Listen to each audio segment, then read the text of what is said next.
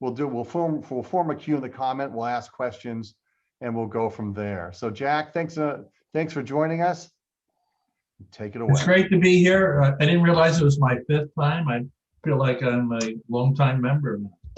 I think we should put this in the category of having fun. So I'm open to all questions about any aspect of the intelligence business, rumors, conspiracy theories, have at it. So today what I was going to do is talk for maybe 10 minutes just to give you a sense of the book and lay out some possible things that you might want to probe further with me. So I did write a book that seen yesterday, 2014, Good Hunting. And some of you, I can see familiar faces. Good hunting was the expression that we used inside the agency to wish one of our officers going off on a dangerous mission or an important one was good hunting. So I used to sign hundreds of cables. I was trying to come up with the title for the book, but eventually I remember I actually was watching a black and white movie, and in there were a couple OSS people going off in Paris on mission, and someone said "Good hunting," you know. So I made that the title of the book. The new book, and that book actually was semi-autobiographical in the sense that, you know, I have a full life. You know, my agency is one piece, but a huge part of it. And like many officers, there's parts of my career that I couldn't talk about. But when I joined the CIA, you know, I really didn't know anything about the CIA. I went through training with people that their parents were in the Foreign Service. They served abroad, and I was born in Southwest Philadelphia, and I think I left the country to go to Canada with the Boy Scouts. I really knew very little. How I got into the CIA remains somewhat of a mystery, although I did pay a visit there. They're doing oral history, and so when I went in there, they brought out the handwritten letter that I had written, you know, many years ago, saying, "I know what you're all about, but I'd like to join your outfit." So when I looked at it, I thought, "Oh my God, I wish I could rewrite that thing." I mean, why would they hire me? It was like, you know, it was with a pen, mind you, when people wrote with pens. Although today I would say that's elegant, you write something with a pen. But when I went through that book, I felt that, you know, it's an enlightening experience for me anyway, to write a book. And when I go through it, one of the big advantages, you put yourself in context. And I really felt I belonged in CIA. At the end of this long run, whatever mystery of God put me there, I really belong. But the first book was about the action part, where it's called Covert Action. And some of you are very steeped in it and served as senator and know what that means. But it's basically the part, the James Bond part, where you run around and you blow things up and you overthrow governments. Condensing it, that's the covert action part. The other part is espionage, and that's they call that foreign intelligence, a nice elegant name for spying. So much of my career, I was drawn to the covert action, but only when I did the book in hindsight did I realize that there was a yin and yang in it. I wanted to do the action, and I think they wanted me there. So as a result of it, I talk about Chile and Allende and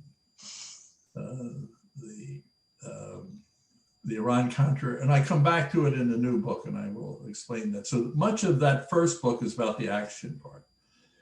This book, I started out to write a nice book about the early founders of CIA, and then I found myself getting wrapped around the axle, and the story went on and on. I thought, this isn't going anywhere. It's not of the moment, so to speak. I'm enjoying it, but I don't know if anyone else will. And then the elections came up in 2016, and lo and behold, there's Russia right in the middle of it. And I thought, well, narrow the book and talk about Russia and Russia's intelligence aggression against the United States. And I'm really happy that happened. I was going to make it, well, this is going to come out in 2017. It's going to be really hot. But in the world of publishing, books come out years after you think they should come out. And by fate, the book is actually quite modern today, because we're now addressing again, we sanctioned the Russians yesterday, once again, for their wayward behavior. So the book is about that the Russian aggression. And then there's a part here that I think that will lead to some debate among us. And that is, why did you make Russia the center? Why did you make China? Isn't China our biggest threat? And I tackle that. I'm going to tackle that today. And I want to try and make it clear that what I'm writing about is the threat that's posed by Russia in the United States by their intelligence service. And they are much more aggressive, much more effective, and much deeper into our system than the Chinese are. But if we want to talk geopolitically, long-term, where is the emphasis for our military planning and confrontations? It'll be with China. China is the real competitor. So I'm trying to make a distinction here. I recognize China for the threat it is, but I don't think many people recognize the continuing, enduring threat of the Russians. And I go into this in great detail through a combination of looking back at spy cases of the past and bringing them up to what the Russians were doing in the election, and talking about, I have 13 chapters with what I call a lesson. And one of them is the Spymaster president, and that's about, guess, Vladimir Putin. So I talk about Putin, what's his strategy, where is he going? I actually start off the book on the point that I was just making, and that is Russia has never quit operating against us. I happened to be in Russia in June of '91. I was the guest of the KGB. For those who don't know me or read the bio, I was in charge of the operation to get the Russians out of Afghanistan. And Bob, thank you for throwing that hardball at me at Charlie Wilson's war, because you know darn well that I don't believe it was Charlie Wilson's war, but okay, be provocative, that's okay. So, so coming back to the issue of the covert action part, when I looked at Russia, I looked at, as I said, Chile and other places. And today, what I was looking at more contemporarily is what were they doing in the United States? What rules were they breaking? And there was a very famous defector. His name is Comrade J. There was a really good book written about it many years ago. He defected in 2004, but he worked for the KGB. He was the #2 person in New York. And as you imagine, a tremendous amount of intelligence flowed through that hub. And he said, you know, when I joined many years earlier, the #1 target was the United States. The #2 target was NATO, and the third was China. As I walk out the door and defecting to you folks, the #1 target was the United States. The #2 target was NATO. The #3 target was China. So Putin has been very, very aggressive. And again, I don't want to go through the whole book, and I'll cue it up. And then there's another chapter about it takes a spy to catch a spy, because there's not a really good understanding of how one goes about the counterintelligence of finding a spy. And I talk about, I knew Rick Ames, the famous CIA spy, who worked for the Russians and did great damage. And the FBI penetration or mole within the FBI, Hansen. And I spent a lot of time on the 7th floor of our building, that's the policy level, looking for Hansen. So, and I remember very vividly, after Ames, everyone was exercised about how could you have a spy inside the CIA. And there was a very senior officer that ordered buttons. Never again are we going to have a spy. And I'm sitting there saying, well, I'm not wearing one because I happen to know we have one and we're looking for him right now, so I'm not going to wear it. And one of the problems in this counterintelligence world, no one's prepared to accept that there's anyone that could be working in CIA or the FBI that would commit treason. And because of that, we were very slow in finding Rick Ames. But I have stories about Rick Ames in there that I think will be enlightening. What makes us a spy? And the other thing that I want to touch on, more than touch on, is the 2016 election, and why is that so troubling to me? And the fact that the Russians and the Russian intelligence penetrated the DNC, isn't that troubling to me? Because that is what foreign services do around the world. They penetrate every possible thing that they can get into with every capability. The fundamental difference here that is very disturbing is the use of it. In other words, using information that you collect and trying to mess around inside the internal political life, I don't think has been covered. And I don't think the volume and understanding of how big of a difference. I went through the Cold War, and a decade after the Cold War at the CIA, we had what they called Moscow rules. And those rules, you can't find them, they're not written. There's a newer version by younger officers that came up with Moscow rules. And it's, you know, what do you do in Moscow when you're operating? Don't wear a Mets t-shirt, you know, well, and don't speak English when you're having a clandestine meeting. So that's one set, but there's one that predates it. And it says the United States is not going to mess around internally in the political life of Russia, and they're not going to mess around in our country. Now, it's been violated, not very often, but it's been violated. This was a breakdown of that, the ground rules on how we're going to behave with each other internally. And I'm very worried, and I spent a fair amount of time talking about the cyber dimension of the Russian intelligence. I'm very worried there's no rules of the road today. In other words, the Russians have penetrated deeply into our system. They're using it to cause disturbances. They're not trying to oversee this government overthrown because they want some level of stability. They just want us weak. And I really thought that their operation was not a brilliant operation, but now the time has passed. It wasn't whether Trump got elected or not, but they did an incredibly good job in causing great tension in this country between and discrediting the elections. And in other words, it produced an effect that was probably much greater than they anticipated. But it's a mistake not to understand that that's what they're doing. And I have seen no indication that they have any intent as part of their overall strategy. So I think I want to cap it off because I think we want to have, we're going to have a lively discussion here.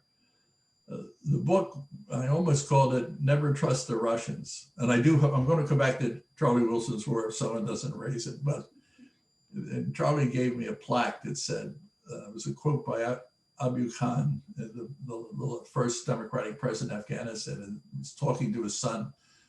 You know, my son, whatever you do, never trust the Russians. And this is really, you know, it's stuck with me. I still have it in my office, and that is when you look at Russia, it still has us as their top priority.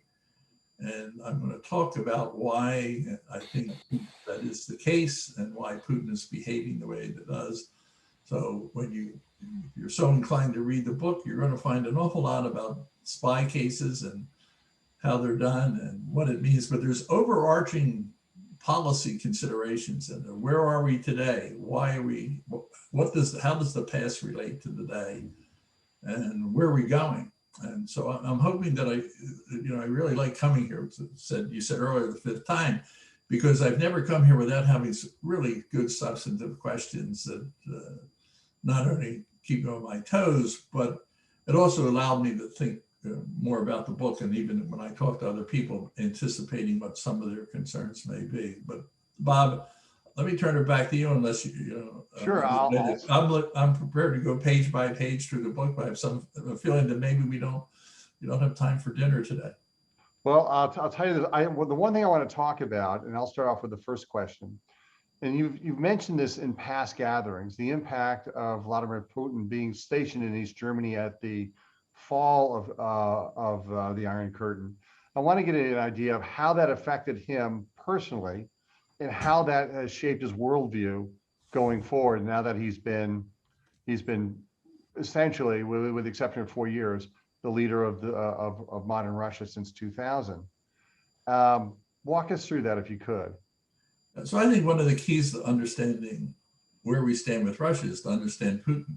I mean, there's a lot of books out there that are worth reading, by the way, on the subject. I wouldn't read them in lieu of my book, but there are a lot of good books out there. But when I was dealing with the Russians around the world, we would wine and dine, try and meet them and so on. But, they were in the capitals of the world, Tokyo, Mexico City. I'm going to be careful I don't mention anywhere the CIA doesn't want me to let anyone know we have an office. You'd be amazed at some of them.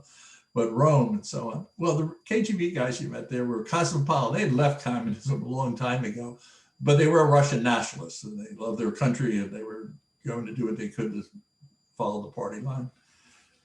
But Putin, in his case, as a young man at 17, he wanted to join the KGB. He had his mind on this as a formative young man. I was in my early 20s before I even heard of CIA. So he knew where he wanted to go. He was turned down, but eventually he got there. But his assignment, he never went to Paris. He never went to Washington. It changes the mentality of people. He went to Dresden, and for those of you who've been to Dresden in Eastern Europe, I wasn't allowed to go there, but everything that our reporting indicated was a dreadful place. And Marcus Wolf, who was the head of the East German service, is a legendary spymaster. And I should define spymaster after this, but he had 100,000 spies. Who manages 100,000 spies? But they've had movies of, he actually made a program of finding handsome young men, they called them Casanovas, to go out and meet secretaries and try and recruit them, and find beautiful young women to go out and find wayward men, which seemed there's an unending opportunities there. So he made it an actual print. They opened a brothel in Germany. I think it was in Berlin, though. I don't think it was in Dresden. I mean, just to catch people in difficult situations and try to compromise them. So when you read Le Carré, which I enjoyed his first couple books, no offense, but after that, the first two I thought were very thoughtful and he understood the business. But Carla is represents Marcus Wolf. So he lived in a darker space, a space that's used to really heavy espionage, right? And being tough-minded. So when the Soviet Union collapsed, he was crushed emotionally. Everything that he wanted to stand for was lost. He goes off to St. Petersburg and becomes involved in the politics of things. And I've always been impressed with how young he was when he became president, how quickly he worked his way from a KGB officer into the system. And it's a difficult system. I'm sure the Khrushchev would explain that to you, but not that it needs to explain to anyone. Really brass knuckles activity going on in it. So in the process of getting there, he became the head of the FSB. That's the head of our counterpart of the FBI. So again, internal operations that's pretty rough. So the big boys in Moscow at the time thought, look, this is a guy we control and we can manage him. Well, let's make him president. What they realized, what they felt they could manipulate, they got the short end of the stick. He was the guy that in the end manipulated them, brought in a new group of oligarchs. Little by little, consolidated power. But what is his strategy? I mean, I would first of all give him an A for tactics. I think he's a very good tactician. His move in the Crimea was a bold move into Eastern, in the Ukraine. His move into warm water ports in Syria. These are very good tactical moves in terms of Russian history. And Khrushchev would have also, his father lost his job over Ukraine. Russia wants to hold the Ukraine because without it, it has the GNP of Spain or Italy, as I recall. But with the Ukraine, you now have a much more powerful country. So Putin's going back to the Cold War strategy. His strategy is so similar to the ones that we dealt with, other than this violation of the Moscow rules. He has a Cold War strategy and he's executing it very well. Why I think that's not a good strategy is it's not a communist state. It doesn't have a competing ideology. I really believe in a reset, that Russia should be in the West. We should be, they should be enjoying the investment opportunities, the export opportunities. Culturally, it's not so radical for Europeans to get together and the Russians to be included in it.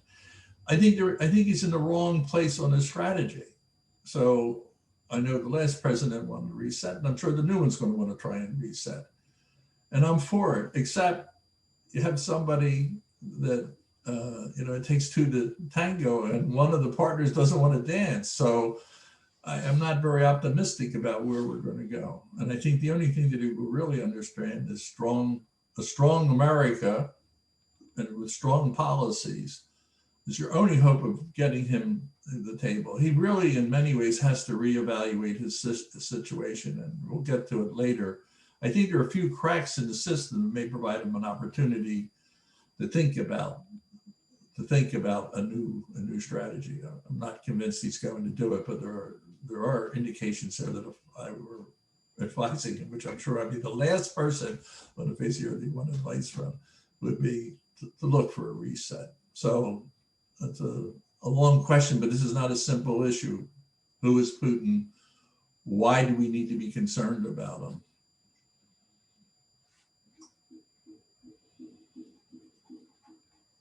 Okay, so we have William Vick and Tyrone Mayo, but Senator, do you want to start it off with a question?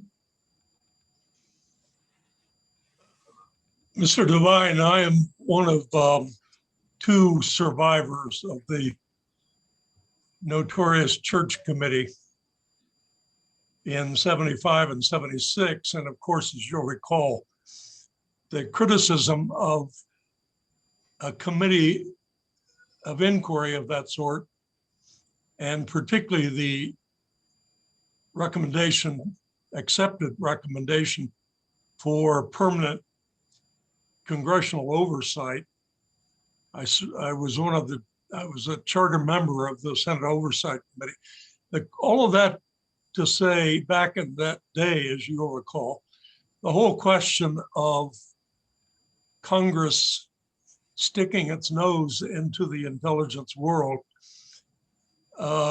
was resisted by many in the intelligence world at home and political conservatives as undermining and undercutting both your collection and analysis activities. What is your, looking back over all those years, has that kind of permanent damage occurred in your judgment? This may be one of the best questions I've had in a very long time. And first of all, let me compliment you on your great service in our Senate. I had forgotten that you were on that committee. Now, let me go back. At that point, I had served in Chile. I was most of those folks are long gone. So I am now the voice that when someone says, well, what does someone know that was actually on the ground? I was there. So I lived through that whole process.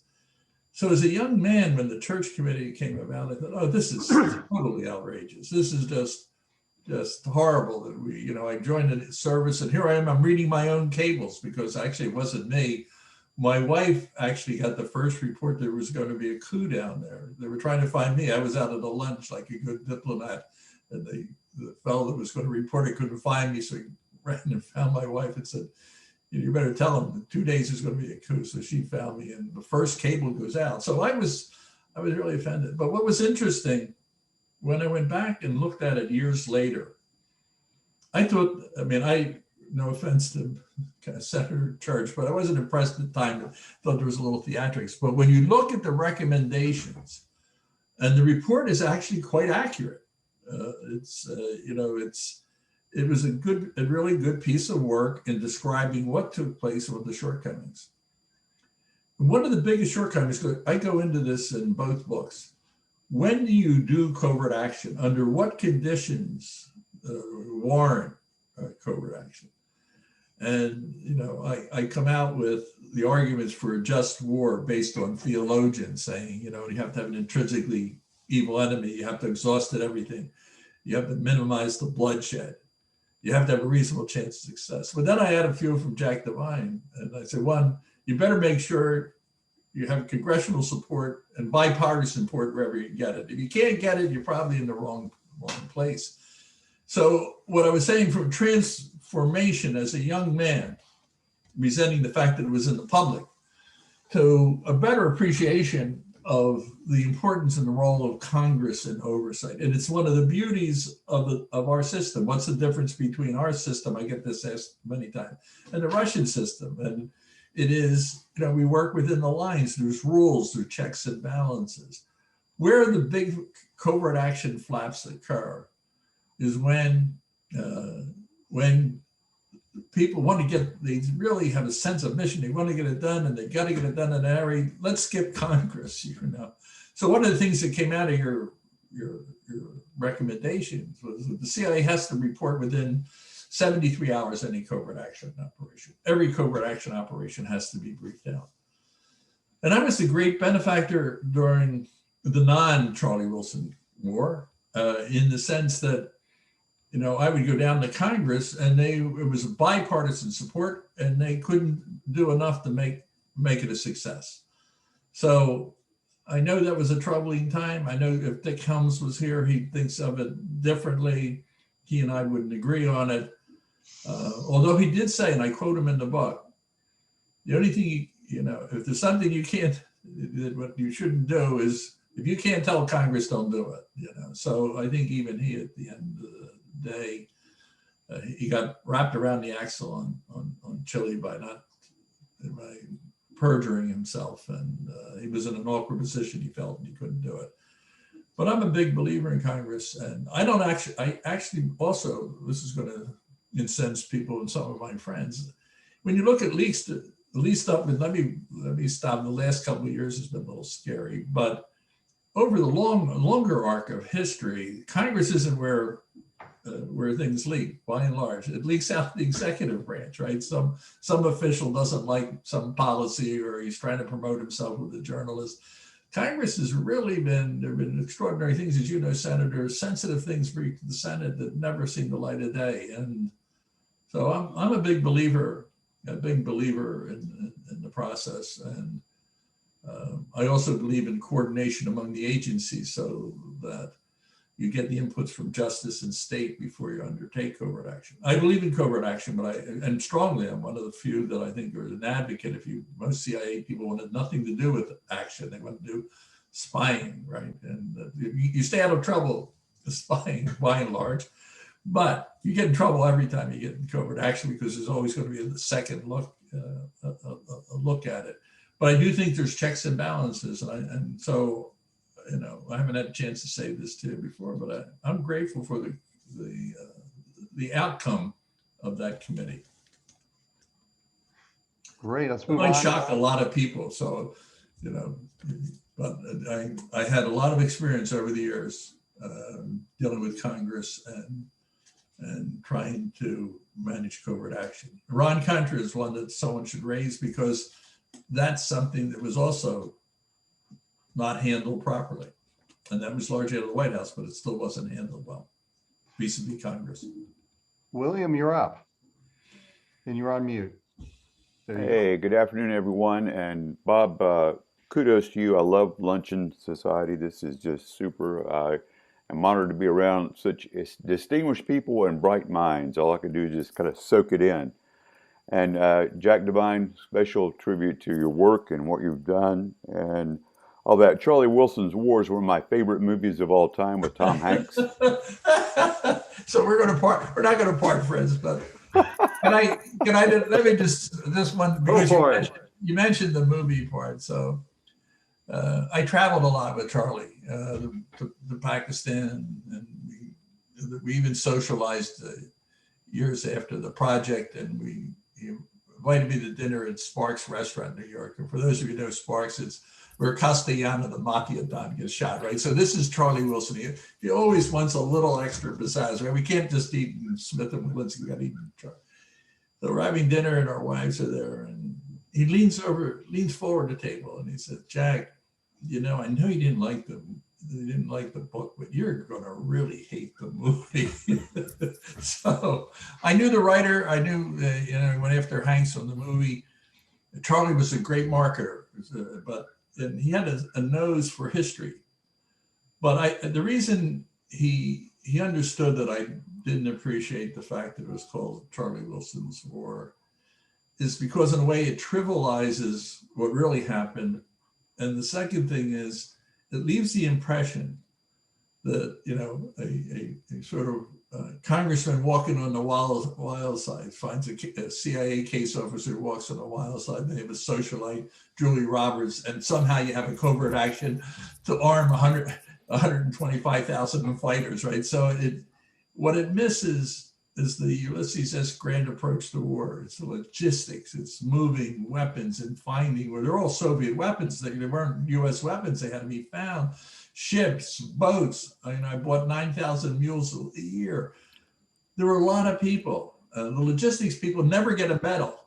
I don't understand it, because in many ways they were the key to making this thing work.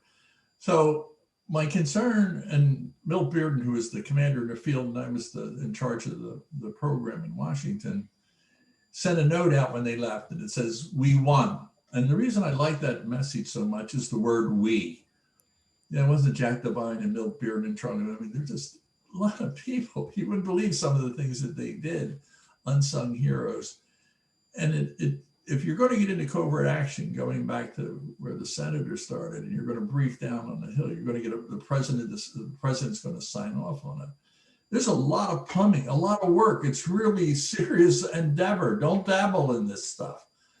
And so the movie is a great movie, and the book is fun, but it's not, and I will just say this, Charlie was a great face for it, and he got money in Congress, but he also told me that the Speaker of the House, Congressman Wright from Texas, appointed him the job and said, you take care of this and you'll get the money. But I would tell you, of all the times that I knew Charlie, maybe 5 times did we have a discussion about who's doing it, when, where, what weapons. He had absolutely nothing to do with the Stinger, which was the defining moment and weapon in the history of that war. And I believe one of the 3 or 4 major factors in ending the Soviet Union, the Soviet Union. So Charlie was an important figure, belongs to be associated with him. I just take offense that other world isn't included in it. And second, that practitioners think that you walk on the wild side and you get things done. It's too much like the movies. And some of our founding fathers walked on the wild side, they got things done. Today, it's a different proposition. It was a huge war, 125,000 people, AK-47s, rockets, mules, trucks. I talked to a fellow the other day, it was fascinating. He had me on his show and he said, you don't even know me, but I was down in Honduras and the agency came to me and they said, look, you're a mule guy. Now, I'm going to tell you, I'm from the city of Philadelphia, but I barely can tell the difference between a horse and a mule, right? So, and I can tell you Tennessee, I know a lot more now, and Tennessee mules do not work. Had Chinese mules because they're running up in Afghanistan and Pakistan. But he said, they came down and asked me if I could help design the saddle, because have the mules going up in the mountains, you just can't throw a big mortar on the back of it, and you can't put 4 or 5. So that poor guy, he loved the opportunity to chat, because he found out that his saddle that he made really made a difference in the end game. So that's my beef with it. It's really nothing to do with Charlie, but I'm serious about covert action, and my book is, and I want people to follow the guidance. All you have to say about any kind of movie based on history or a version of history is Hollywood, and then you reserve judgment for what you see on the screen. My question is, are you familiar with a book by Greenberg called Sandworm? No. Okay, I just recently read it, but it all has to do with the cyber connectivity of the world today and the ability, and in this particular book, he highlights the Russians and Fancy Bear and Stuxnet and all those things. So that's my real concern, is that I realize that as you talk about logistics, mules, people, moving stuff around, that's hard. Today, it's not so hard in many, many ways. At lightning fast speed, you can maybe attack an infrastructure. You can maybe change people's minds. I think what I see from the dump of information on social media, it's a mind game. We're play with people's minds. But I was wondering about your thought on cybersecurity and how prepared the United States is to deal with that. Like I'm often asked, what's different today than when my 30 plus years, and I've been following it ever since I left, and I'm involved in intelligence in the private sector today. But what's the difference? I mean, meeting people, recruiting people, keeping secrets, trying to increase our influence in places that matter. All these things are pretty much the same. The radical difference, and it is, night and day doesn't capture it, although I guess if I were a wordsmith, I would say, yeah, if you say night and day, you've got it covered. But my point is, the technology impact on intelligence has been immense. The impact on our lives is immense. And what we were talking about earlier in the Cold War, we had ground rules. We were able to develop treaties for arms control, right? Today, there are no ground rules. No matter what anybody tells you, at this point, the capacity to do the types of things, William, that you were talking about, of bringing down the grid. And, when you look at the fact that the Russians hacked into the Treasury and State Department and DHS, and that's scary stuff, and Fancy Bear, this is all in your face operations. I mean, the Dutch actually solved them. We're able to reverse the screen and watch them hacking into the American political system. So it's in your face, and there are no ground rules. And I'm really concerned because we have the capacity for mutual destruction. And I come back, this is why we need Moscow rules, and it's probably bigger than Moscow. What are the rules? Are you going to continue doing this in the United States? Because where that puts the president of the United States in our country is, you have to respond. And firing some tomahawk out in the middle of the desert that hits nothing is not going to do the job here. So I think there have to be,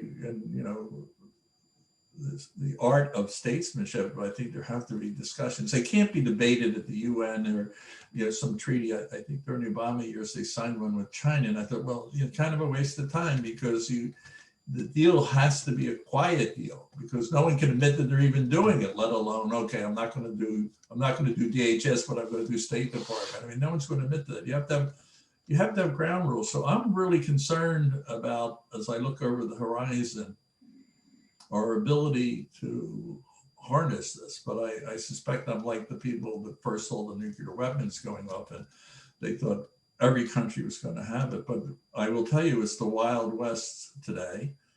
And I think I'm pretty comfortable when I say this, that you're only seeing the tip of the iceberg of what the Russians have been able to do in terms of cyber. And I hope we match that. Before we go there on, have to be rules about using it. You're not going to be able to control the attacks. I mean, not the attacks, gathering cyber. The use of it really has to be some fresh thinking on it. Before we go on to the next question, I'll throw this back to Gary Hart. Did Hart-Rudman address the cyber piece of terrorism, or was it predominantly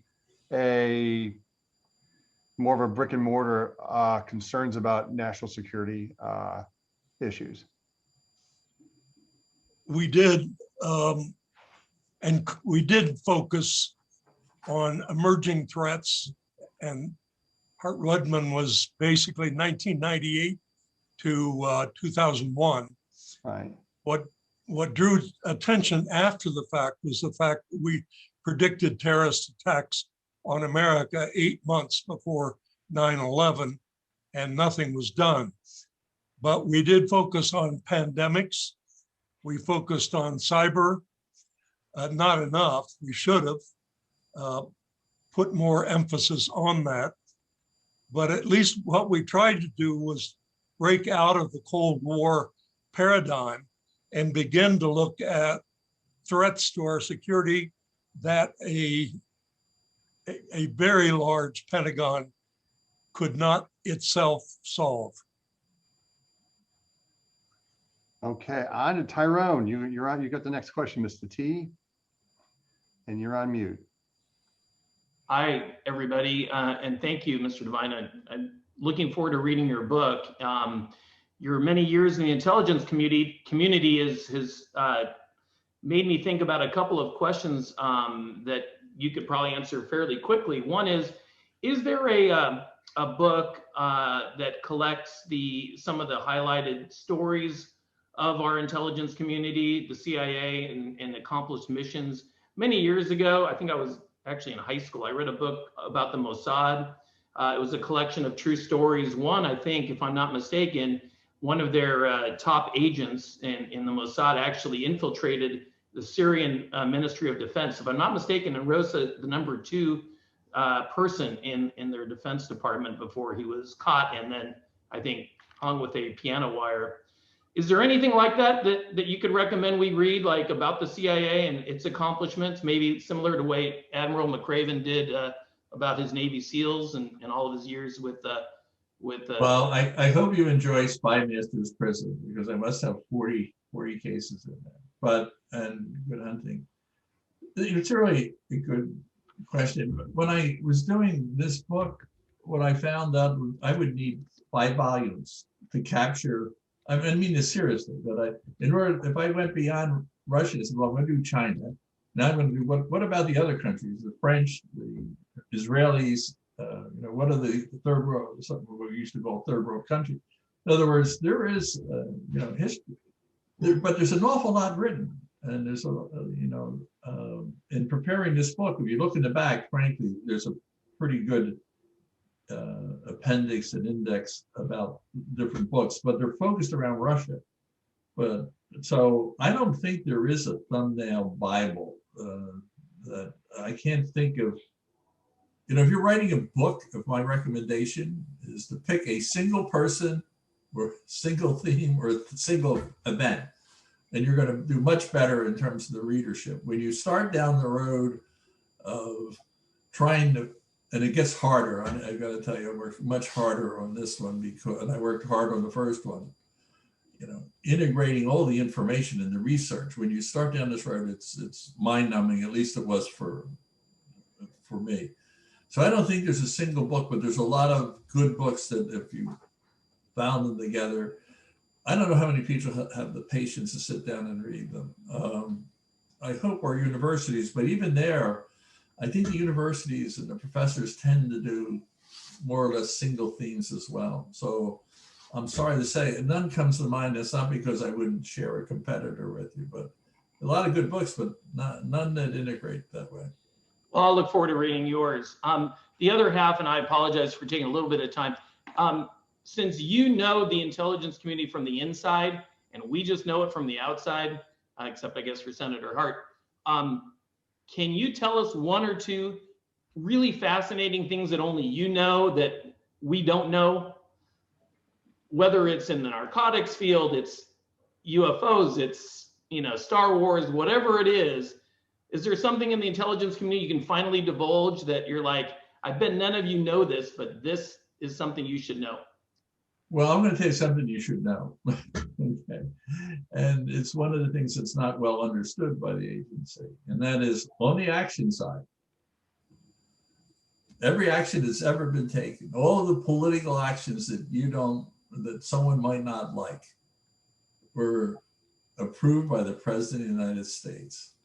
And since the Church Commission, they're approved in writing. I was the head of the clandestine service for a while. I did a lot of research. I know of no incident where the president, the rogue, this is where Church and I would just see, the rogue elephant wasn't quite as rogue as one would think. But the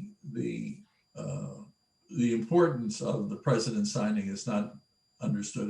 There's too much of a tendency to think the CIA is out there developing its own programs. And again, I've talked about Iran-Contra, that was one worth studying, so lessons learned on the negative side of it. And that's the way it should be. So I don't think that's something that's well known. I have some fabulous clandestine stories, but they're going to the grave with me. There's one in the book that I talk about, but I don't give you, you're missing the key piece, and that is the other secret is that successful people in the business better have a spouse that's got their back, but we ran a really super sensitive operation in one of the countries of Latin America. We were surveilling 10 people, and they all had to be out of the building when we went into the building. Not easy to do. A lot of people, trust me, not easy. And we had some hotshots come in who really knew how to do locks and picks and all those things that you see in the movies. And very cocky group. And then all of a sudden we were going to go in. You could only go in there one and take this thing down once a year. So you either went or you wait another year. And all of a sudden they lost one guy. Then you realize what being chief really means. They turn around and say, well, Jack, what are we going to do? So you have to decide. And then you make a quick calculation of how far you're. It was very successful. But then when we were looking at the document, it had a seal on it. And it was the old-fashioned like plastic seal that this official thought was going to preserve it. So we had it, but we couldn't open it. And my wife was on the surveillance team. She's on the surveillance team today, if you didn't notice. Every once in a while, you can't see it, but there's like a little spitball that hits me in the back of the neck when I'm talking too long or whatever. But because she had art skill and so on, she was able to really replicate it there on the spot. So, the business is made up of a lot of unique events that go unheralded. Heroism. I mean, I'm a public figure because I get involved in so much, but there are people who have done great things. And I always admire when I go back looking at some of the OSS people. And the other thing that's very sad to me is when I go into the CIA, I've seen over the years, and I go back once in a while on a courtesy visit to, whatever. And on the wall, the stars have continued to grow every year, particularly during this terrorism period. And they're probably double the number of people that have died in the line of duty. And many of them you'll never know who they were or how they died. Before we go to the next question, I want to go back to one thing you touched on briefly, but you touched on more in a past gathering. You talk about the importance of a supportive spouse, but you had also mentioned that there came a time in the lives of your kids that you told them what you did for a living. Often you said that, I think it was usually on a very long bridge or something like that, on the way to your place in New Jersey. How did your family, beyond your wife, know what you were doing for a living? Or at what point did they realize that, oh God, Dad's really not working for the embassy as much as he is working for the CIA? I like this story because actually Time Magazine ran it on the back of their cover once, which you do things you don't realize how it impacts other people, because I thought it was just how we lived, but a person at Time thought, hey, this is kind of really interesting. James Bond never briefs his wife, right? There isn't any, he never has any kids, right? He doesn't do any reports, by the way. I got to tell you, that is the biggest failure. Where's your accounting? Where were you? None of that happens, right? So, but in real life, you have real people and they have lives and they have families. And the difference is when you're in the United States, you can have a normal family life. When you go abroad, the entire family becomes a clandestine unit, because if you're compromised, it's not just that you're compromised, all of those sensitive agents that will lose their lives are compromised. So the tricky thing is you can't tell a 12-year-old kid that, oh, my father's a spymaster, right? Which I never defined, we'll get to it. But so there's a point that you have to pick with your children that they're adult enough before, and you don't want to catch them too late, because you have to catch them early enough before they figure it out on their own. There's something really fluky about that. So I developed what I thought was a brilliant strategy. And that was, I would wait until we were back in the United States for a permanent assignment, try and catch them in their teens. And then we used to travel to the Jersey Shore. In fact, I have my residence is at the Jersey Shore now, Philadelphia guy. And I wait until I cross the Delaware Memorial Bridge, and I wait until I get in the middle of the bridge. And I say, listen, Joe, just got a little secret for you. Feel something, keep it quiet. But, I really don't work in the political section. I'm, I've been in the spy business. So I called my oldest son at 14. He said, "Oh, that's cool. Can you turn the radio up?" I said, "Well, that went easy, right?" But they had enough sense to be secure. But I caught my middle daughter, the same drill. I thought, like, 2 down, all's going well. But I caught her at 16. And I remember like it was yesterday. I was crossing the Delaware Memorial Bridge. And I said, "Listen," and very, very smooth, very easy going, because I think I had we just blurted out. So I said, "Oh, by the way, I work for the CIA." And she screamed. She screamed at the top of her voice, "My father, the assassin." So I wasn't ready for it, right? Now, the reason I do it in the middle of the bridge, because I have another hour and a half to work it down. So by the time we got near Atlantic City, she said, "I turn the radio on." But so this is a real life, it's no one ever factors that sort of thing in, but they're real people and real sacrifices. And so one of the things you worry about with your children, by the way, is, and I mentioned this to the group yesterday, is taking them abroad. We moved 22 times, but we were abroad in 7 countries, and that's yanking kids out of school. Maybe they're in their senior year. There's a lot of disruption, and they leave the neighborhood. They're not on the same basketball team. They don't go to the same school. Now, they speak a couple languages, but at the end of the day, what they said to me is, we wouldn't change it. The family was a tighter knit place because we had to hold it together. And 2, we have a richer understanding of the culture and differences around the world. And we think that helps us navigate life more effectively. And I think they're telling me the truth. I mean, you have to believe your children mostly, right? Maybe not when they're teenagers, but mostly. But I think they genuinely mean it. And I still feel, when we talk to St. Peter, we're negotiating, getting in, and you say, well, it might have cost them more than you think, big guy. So I think that's the story that you were thinking of. And with that, we'll move on to Roger, Wilford, Wanda, and Susan. Roger, you're up. Roger Bush.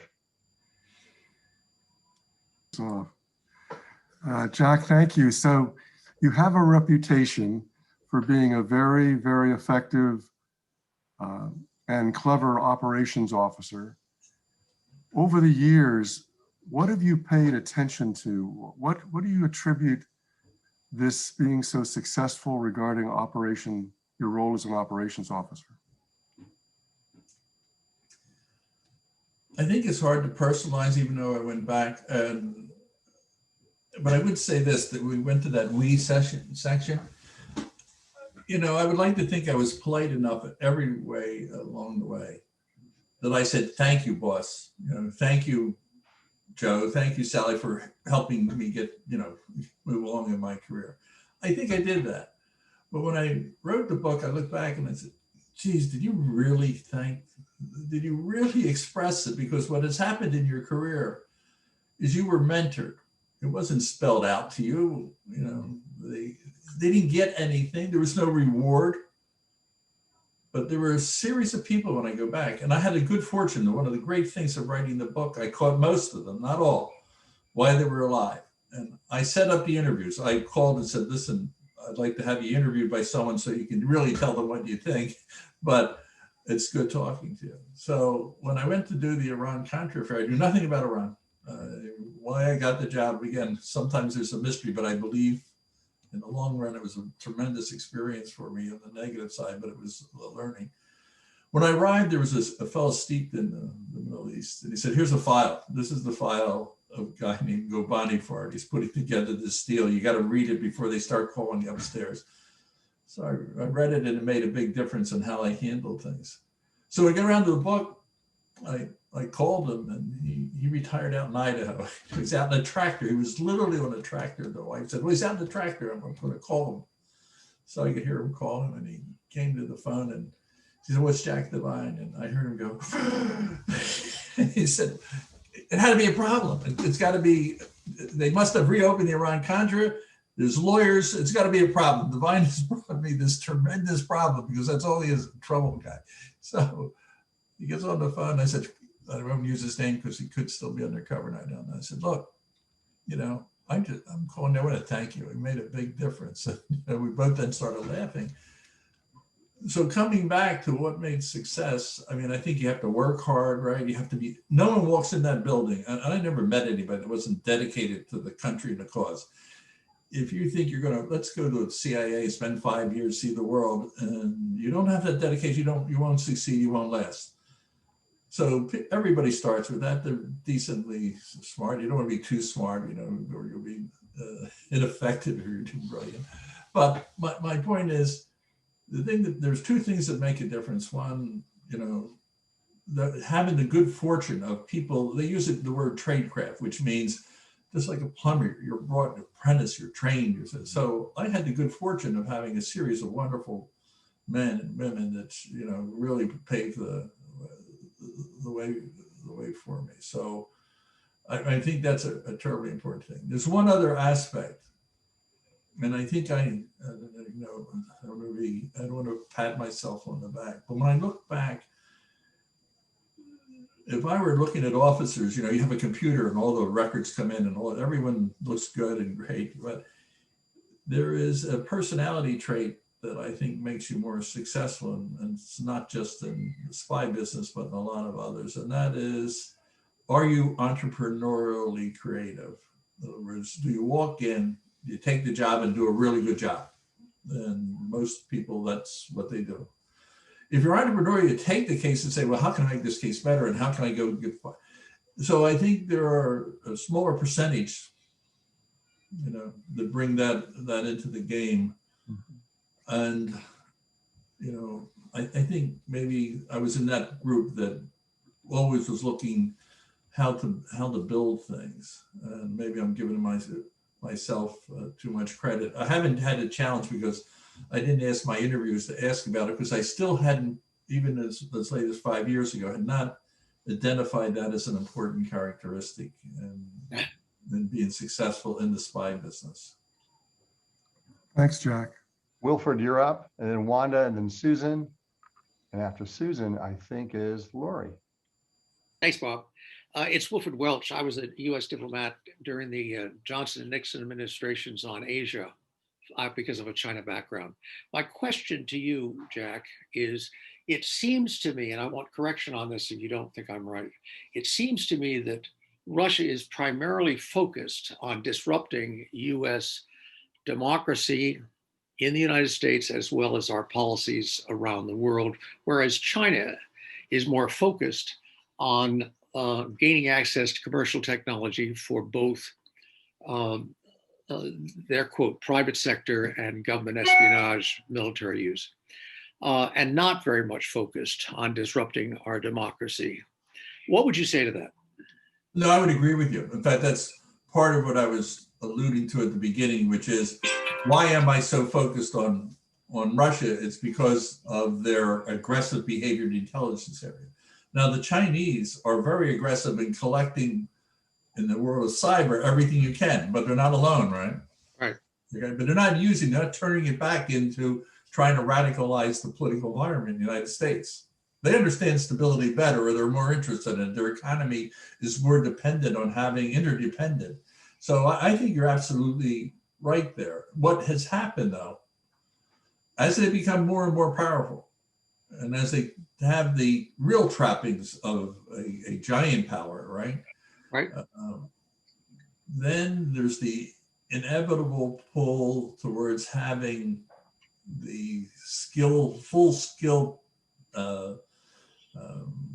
package, and they become more aggressive in recruiting spies in the United States. So if you look at China, there really were very few spy cases in the Cold War in the United States. Now you can see that the Chinese are running really good operations, spying, real genuine clandestine spy operations in China, but in the United States. So they're getting more aggressive. Their strategy is not to do, it's exactly what you said, but it's something you can turn on the dime. I was struck because I was doing some research and I came across a newspaper in December of 1940.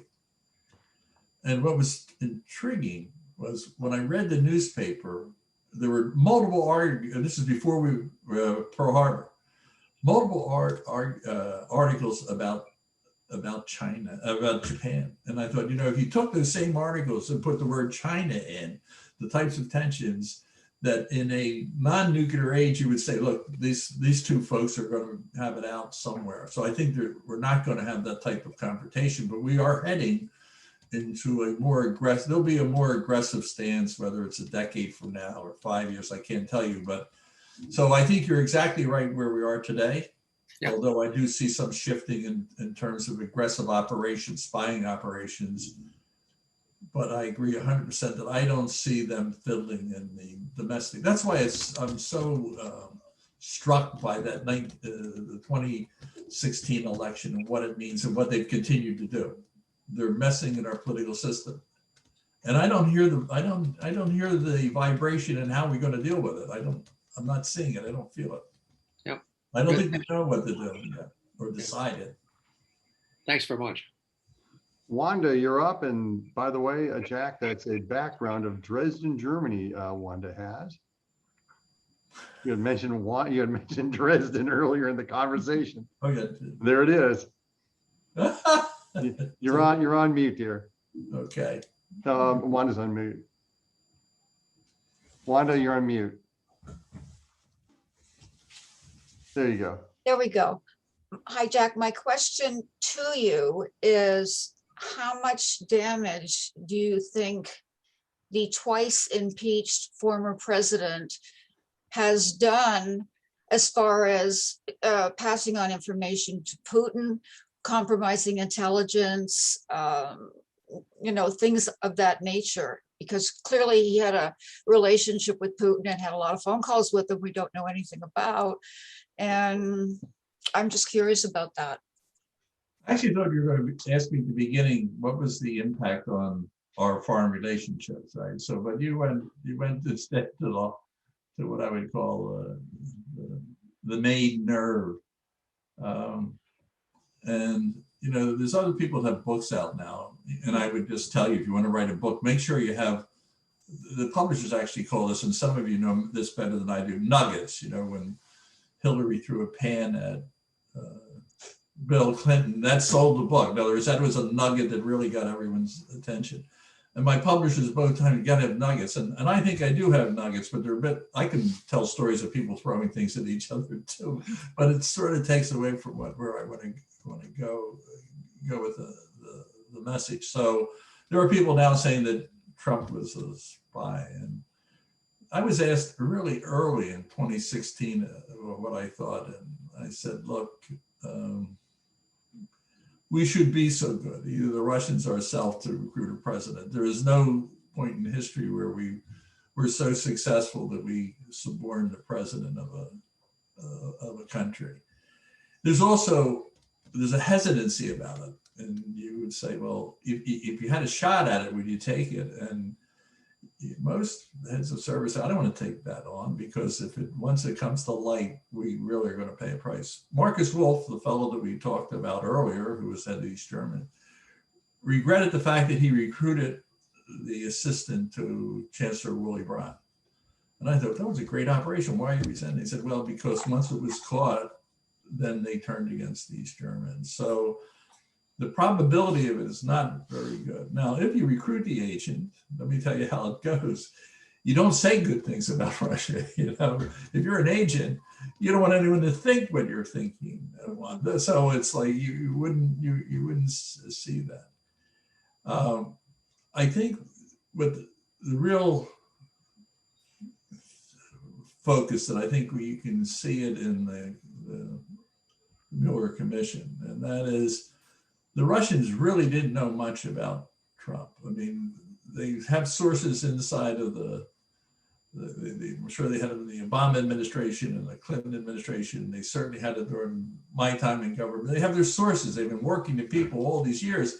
Trump comes from nowhere, doesn't have a team. It doesn't have a team to bring into Washington to recruit. So what you see there are operators running around trying, does anybody know anybody that we can try and get into the system? If you had them nailed, you wouldn't need to do that. But there's another more delicate or nuanced part, and that is, what about influence? Do you have influence? In other words, I know people think there's something in the Deutsche Bank or the real estate in Florida. I'm sorry, I just don't sign. I don't think that's how the system works. But what's the influence? And the KGB, I understand them because we do the same thing. A lot of people in life that aren't recruited spies, that are very valuable, wittingly and unwittingly, because they're in your contact network and you're working to try and gain access to them.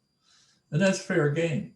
And I think, you know, the Russians were looking to have influence. I think the idea that he was an agent is too much influenced by the political bile that we all have.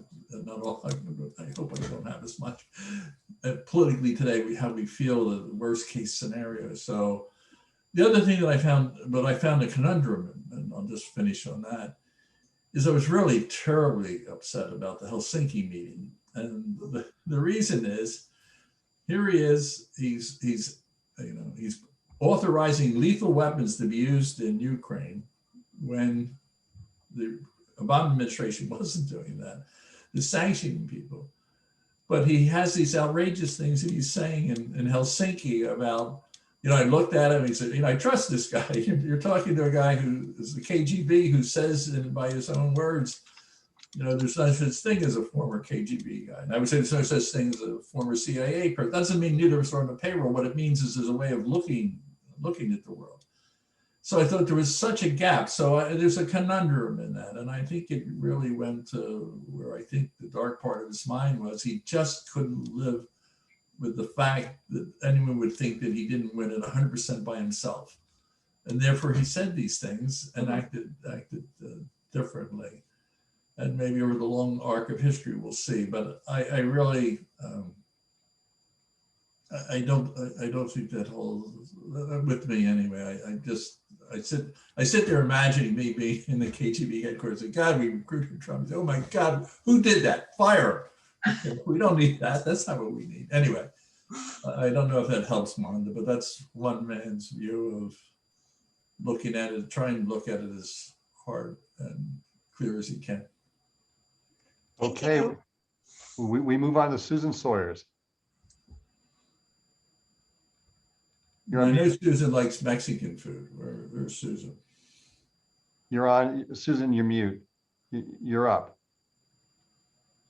You're mute. Okay,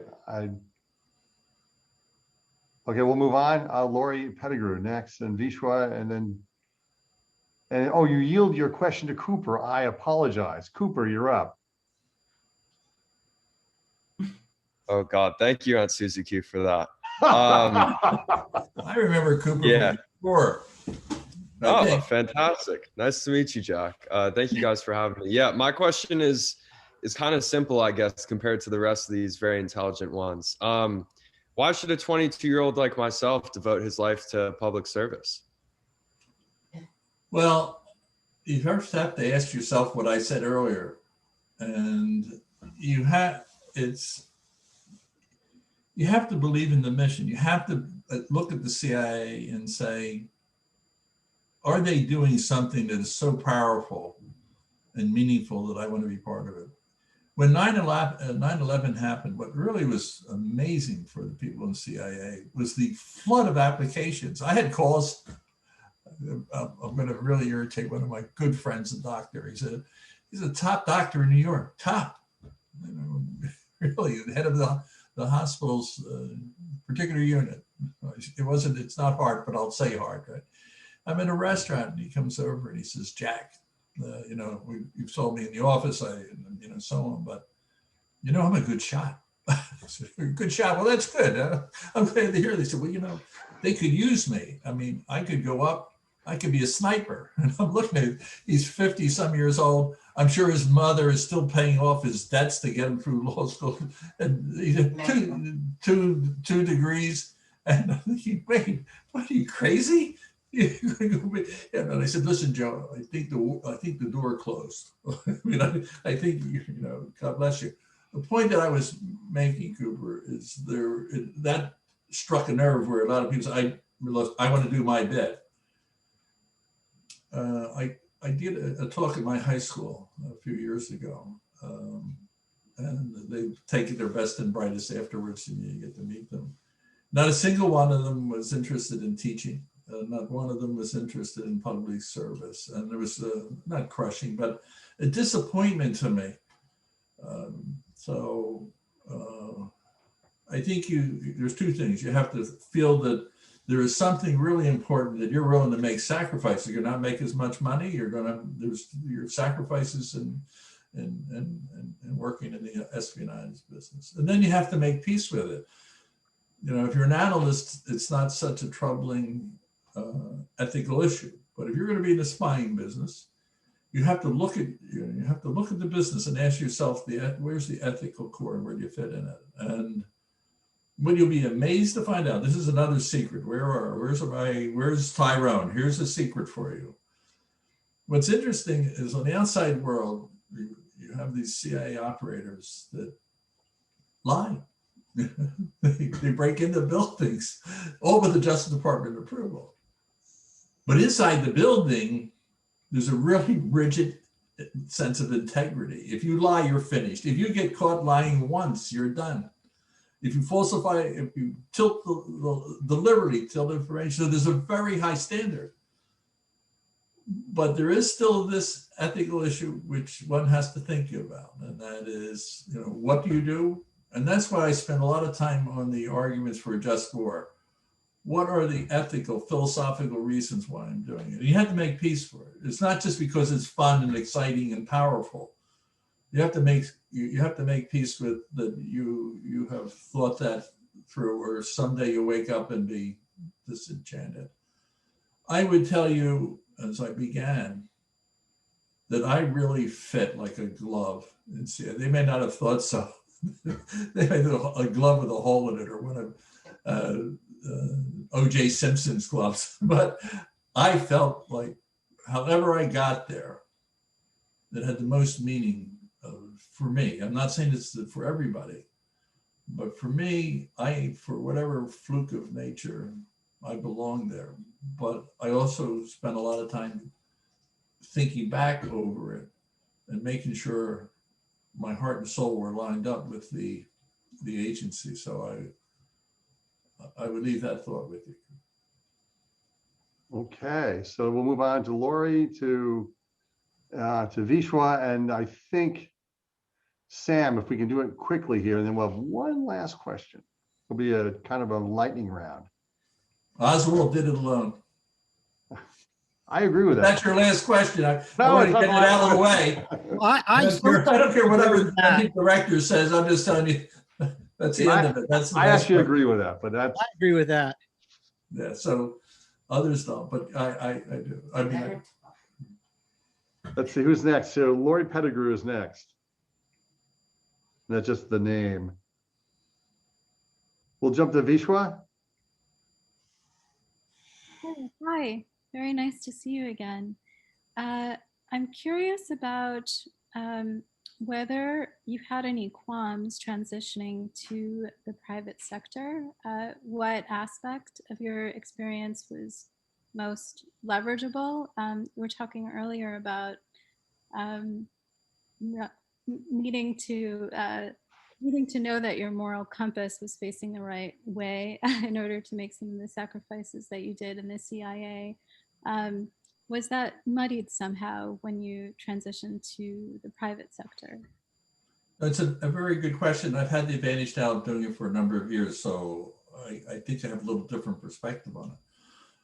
When I left, don't ask me why. I thought I didn't have a game plan. That's the first thing. I've always believed in strategic planning, except when it came to myself. So when I left, I thought, well, I had a good run. Maybe I'll go back to teaching. And that would not have worked because I had the opportunity of talking to some 20-year-old kids, and I realized, wait a minute, you did it when you were young. The gap now is too big. You're not going to be able to walk back in the classroom. So the former head of the FBI, Larry Potts, called me and said, listen, there's a job up in New York, and it's a private sector intelligence company. And I thought, well, I would love to live in New York. It's a foreign assignment. I'll go there for 2 years. We'll go up there and we'll have a good time. And, that'll be the end of it. Now, almost 20 years later. But again, you look back on it I was interviewed out in Grand Rapids for a company selling, I won't say, but selling an item. And I thought, well, what am I going to do in Grand Rapids? And what am I going to do selling? Now, I'm in sales, and any, these senior CIA people come in and say, well, I'm going to the private sector, but I don't do sales. And I said, well, you must have been a lousy case officer. You must have been a lousy senior officer, because what do you think you're doing when you're going down on Congress and you're dealing with State Department and you're trying to tell somebody you want them to work and betray their country to join you? That's sales. That's really sales. So you get into it. But so when I got into the business, it was intelligence collecting. How do you get information? And there's some people think, well, Jack took his network with him. Well, that's unprofessional and possibly illegal. But in my case, I went out and I know how to build up networks. And at the beginning, I used ex-CIA and ex-FBI. But today, there's no one from the ex-world. It's always foreign nationals, because they're on the ground. They might be French or Spanish or whatever, but they have their own enterprises and they know the ground and no one has to travel. So what I found is there are two things. One, as I said, I think the agency is highly ethical. And the business I run, I'm partnered with one of the country's top lawyers, Stanley Arkin. And so we work in the lines. But one thing I was surprised about in the private sector was two things. That one's good, one's bad. And in the private sector, they really do know how to keep secrets. They really work at blocking things up. I mean, I would say, the intelligence world could learn a little bit about clandestine before you go into a merger and acquisition. A lot of good tradecraft is put to use. The CIA collects information on economic, political, military subjects, but it doesn't collect on corruption. And I think the thing that is most startling to me is how corrupt the world is. And say, Jack, how can you be so naive? You were in CIA, but I'm amazed at the amount of corruption in the world on deals and government. It's pervasive. You can identify a few countries, but you're underestimating it. The size of the corruption, the bribes that are paid, is very troubling to me. And in other words, I'm not in it, but I have identified it because my clients are facing it and trying to deal with it. But so the pervasiveness of corruption in the world is shocking to me. And I felt, even as a pro with a lot of mileage on me in foreign countries, it really, it's almost depressing to realize that almost everything has an angle to it. And so with that, let's go to Sam. Sam, you wanted to talk about Schultz-Gromyko. Yeah, that was brilliant. Thank you so much for this. George Shultz is probably not the first American statesman to brag to his counterpart about the peaceful transition of power in the United States to Andrei Gromyko, and probably not the only one to do it to Andrei Gromyko, who was there for so long. But you mentioned November election in 2016, but isn't really January 6th of 2021 the moment when the Russians might have been gloating a little bit in response to how disinformation and so forth was actually showing up in terms of what happened in the Capitol? Yeah. What's interesting is, and I have to admit this, yesterday I was talking to a group and they said, well, what about January 6th in connection with the Russians? And I thought, what do you mean January 6th? They said, well, the Capitol. And so I think the Russians have the capability, if they choose to unplug really major incidents in this country. And so do we. And that's why we need the ground rules. My look at it, and again, I am not of the, I tend not to be in this conspiratorial group because I know how hard it is to keep secret, how hard it is to carry out a conspiracy. So when I look at what happened in the Capitol, I mean, we have in this country a great deal pent up anger, frustration across the board. So you have to be very careful that what ignites an event. And, you know, I feel like most of the people who went down there were going down as a, you know, a show of support or whatever. And then when you look at it unraveling, and this is why I think, you know, we're not going to have time, I guess, today, but Navalny and the situation in Russia, I'm not forecasting that Putin's going anytime soon. But in this day and age, when you have autocratic governments, the ability in the cyberware to mass people, get people stirred up is really immense. So I don't see the dark hand. There are dark hand groups, right? But I don't see nation states on the Capitol. And I come back to a little bit on Wanda's. If you get caught on that, you know, what do we do? The FBI, at the end of the day, the FBI is going to have every one of these groups. Every third person will be an FBI agent in most of these groups. I mean, you can look at how they handled it. You know, this is a compliment, by the way. I think the risks are huge.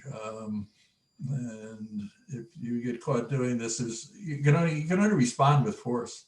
And I'm not talking about nuclear weapons here, but I'm talking, there's no soft response to that. So I was going to say I'm agnostic, but I'm not agnostic. I just don't see the Russian hand in any meaningful, organized way. Okay, so for the last question, this is we'll call it the money round. Take yourself off mute. Take a moment, take yourself off mute, and I'm going to ask the question. It's your favorite spy movie. It doesn't have to be the best spy movie. It doesn't have to be the most realistic spy movie. Just the one that's your favorite spy movie. Sam Perry, go for it. Argo. Wanda Rudd. Half crew. The British, yeah, exactly. The British film In the Great Loop. movie. In the Loop is definitely hysterical. I don't know. Bennett's on mute. Karen Mitchoff, you're on mute. Karen, the other Karen. Oh, he stole my Argo. I love it. I'm going to go with Spy Who Came In From the Cold, William Vick. Me too. Yeah, I love the latest one about the with Tom Hanks. I can't think of it. It was about the Cold War, the Soviet Union, the swap of spies. Yeah. Bridge of Spies. Yeah, Bridge of Spies. Perfect. Richard, Uncle Ricky, what do you think? Mallory. Bridge of Spies, I agree with that one. Mr. Farley. My favorite spy movie is Catch Me If You Can. And the best line, I'm not a Lutheran. Roger Bush. Eye of the Needle. Very good. Marty, pleasure. Well, you stole mine, Bob, but one of my favorites, what's the one with Robert Redford and 3 he's Days the of the candidate? Condor. No, the candidate. Gary, you're up. Argo. Marcia, you're on mute. The Man from U.N.C.L.E. There you go. Cooper Adams, you're up. I would have to go with Tinker Tailor Soldier Spy with Gary Oldman. Yes. There you go. Naomi. Little Drummer Girl. Another La Carre. Alston. 3 Days of the Condor. Someone mentioned it, but that wasn't their selection. Mr. T. Mr. Tyrone. Can I have a TV one too? Gary Hart. Movie. Movie is Munich. Staying with the Mossad theme, and TV is Jack Ryan with John Krasinski. There you go. Gary Hart, you're up. This is not a movie, but it's a true story that happened during the church committee that I thought that it had to do with the movies that I thought might amuse Mr. Devine if he doesn't already know it. What we heard from Deputy Director of Operations Helms, Richard Helms, after a meeting with President Kennedy in 61 or 62, Kennedy had begun to read the Ian Fleming books about James Bond. So he stopped Helms after a meeting discussing what to do about Castro. And he said, Dick, do we have a James Bond? in the CIA. And Helms thought a minute. He said, well, something like that. Kennedy said, bring him around. I want a meeting. So time went by. The day was picked. Helms took this agent with him. And the agent's name was William Harvey, Bill Harvey.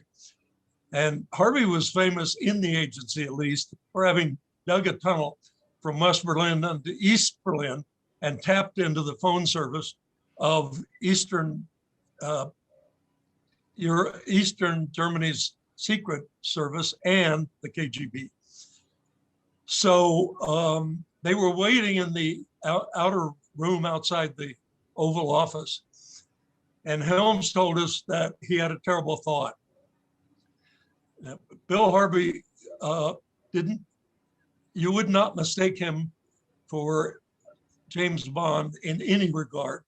He was somewhat of a pear-shaped man and a very gravelly voice like this.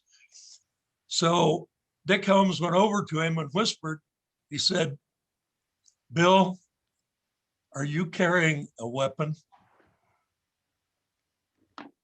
And Harvey said, of course, Dick, I always carry a weapon.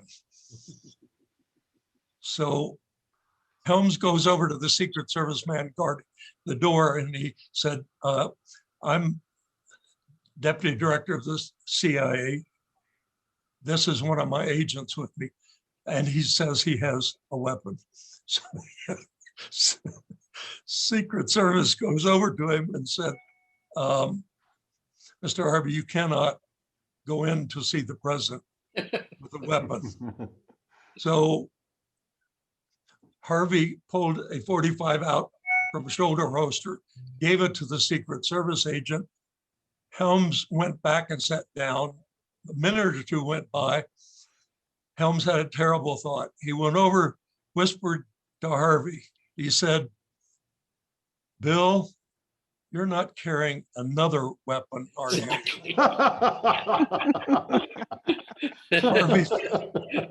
Harvey said, of course, Dick, I always have a backup weapon. That's why he brought him. So back came the Secret Service man. He had a Derringer strapped to his ankle. He was going in to see the president with 2 weapons. Great story. Gary, I can attest that that is an absolutely true story, verbatim. So the record is clear. Yeah, he's legendary, and that's part of his legend. Yes. And you would heard my ideal, if I were making somebody, I mean, you wouldn't do that today. Obviously, you couldn't do it today. I mean, there's no tolerance for it. But as I said earlier, the people from that generation were special. But they had special assignment. That was to fight the Nazis, tooth and nail around the world. So anyway, that's a great story. It brings back a fond memory, though. We got a few more people before we go. Sydney, what is your movie? Lives of Others. Yes, that's one of my favorites. I don't know why I missed that one. Bishwa. Lost Caution, Ang Lee. Diane Glickman. Of course, Mission Impossible and any James Bond film. There you go. Yeah, I think we caught everybody. You didn't miss me. I got one nobody else has. Yeah, okay, go for it, Miss Martha. Falcon and the Snowman with Sean Penn. There you go. Well, there we go. And Michael Werner, what? Yeah, my favorite is All the President's Men, and my favorite line is "I am not a crook." There you go. Well, I want to thank everybody for coming today. We finished a few minutes, or we have a few minutes of extra innings. Jack, thank you very much. Folks, I'll reach out to you to take care of the book stuff. As you all know, I send the book plates off to Jack. Jack then sends them back to me. I send the books off to everybody else. Coming up next, again, our old pals, Melanie Shardoff with Lorraine Newman. Then we have Honor Moore. Then we've got a variety of other stuff happening very quickly. So, Jack, thank you very much. Have a This is good fun, day. always fun. Great questions. All Super right, fun. folks, take care. Thank you. Bye. Bye, Jack. Thank you so much. Yeah. Thanks, Bob. Bye-bye now.